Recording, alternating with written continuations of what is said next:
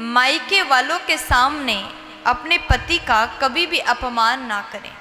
देखो, जो नारी मायके वालों के सामने अपने पति का अगर अपमान करती है, बुराई करती है, तो वो नारी कभी भी उसके पति का सम्मान नहीं बचा पाती। आप मायके चले गए और आपके मायके में किसी के सामने बैठ करके आप अपने पति का अपमान करते, उनका बुराई करते हैं, तो वो लोग सदैव आपके पति को गलत समझेंगे। ऐसा करना आपको शोभा नहीं देता। इसलिए कभी भी मायके वालों के सामने अपने पति का अपमान नहीं करना। अगर आप सम्मान करोगे तो आपके मायके वाले सदैव सम्मान करेंगे, लेकिन अगर आप अपमान करोगे तो आपके मायके वाले भी आपके पति को गलत मानेंगे। इसलिए ऐसा कभी भी नहीं करना चाहिए। एक अच्छी पत्नी सदैव अपने पति के सम्मान का ख्याल रखती है। ससुराल में हो या फिर मायके में हो, पति के सम्मान की रक्षा करना एक पत्नी का कर्तव्य होता है। दूसरे नंबर में, एक अच्छी पत्नी कभी भी अपनी सासू माँ से बदतमीजी से बात नहीं करती। एक अच्छी बहू जो होती है सदैव सास ससुर को सम्मान देती है, प्रेम से बात करती है।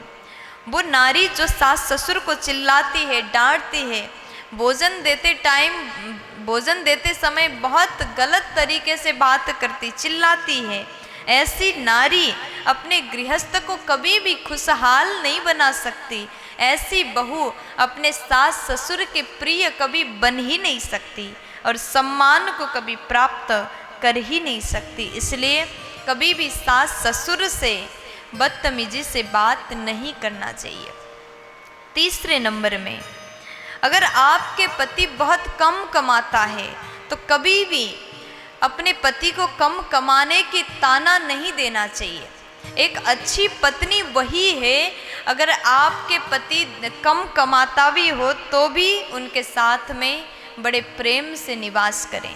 आपके पति बहुत कम भी कमाता हो तो भी आप उनका अपमान ना करें, क्योंकि पति तो है, आपके पति हैं तो कम कमाए। देखो, टाइम है, हर किसी का समय बदलता रहता है।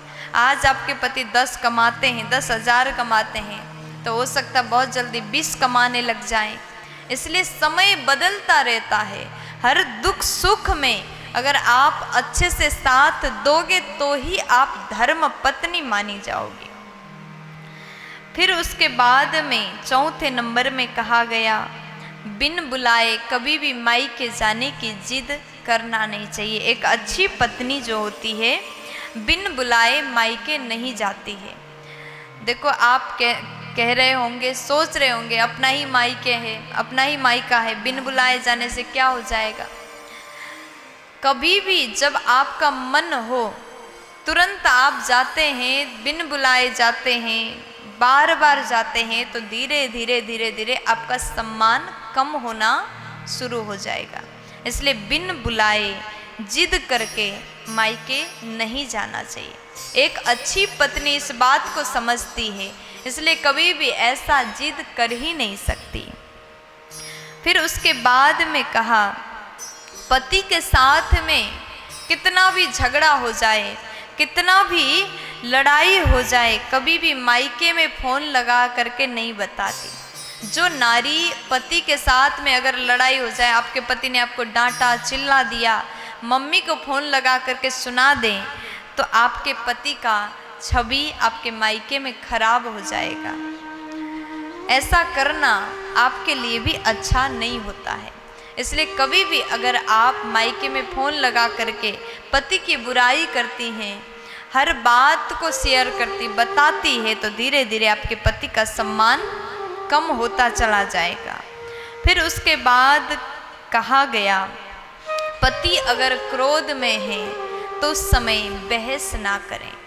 बहस करने से क्रोध शांत नहीं होगा, बहस करने से और ज़्यादा क्रोध बढ़ता है। देखो, आप ऐसा बिल्कुल नहीं कि आपके पति आपको गलत डांटते रहे आप सुनते रहो, ऐसा नहीं।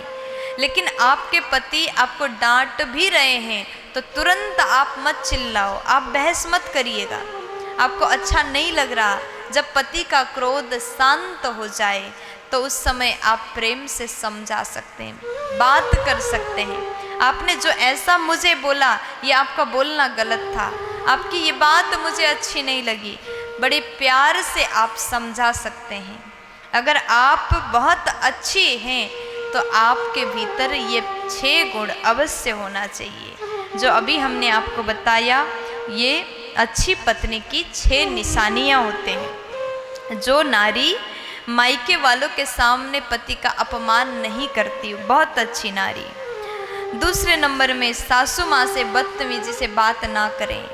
तीसरे नंबर में पति कम भी कमाता हो तो भी ताना ना मारें। चौथे नंबर में बिन बुलाए मायके जाने की जिद ना करें। 5वें नंबर में अपने पति के साथ में झगड़े हो गए तो मायके में ना बताएं, मायके में क्या किसी को भी ना बताएं, आपस में मिलकर के बात को सुलझाना चाहिए। और 6ठे नंबर में आपके पति क्रोध में है तो उस समय बहस ना करें। अच्छी पत्नी में ये 6 गुण पाए जाते हैं। प्यार से बोल दीजिए ना। राधे।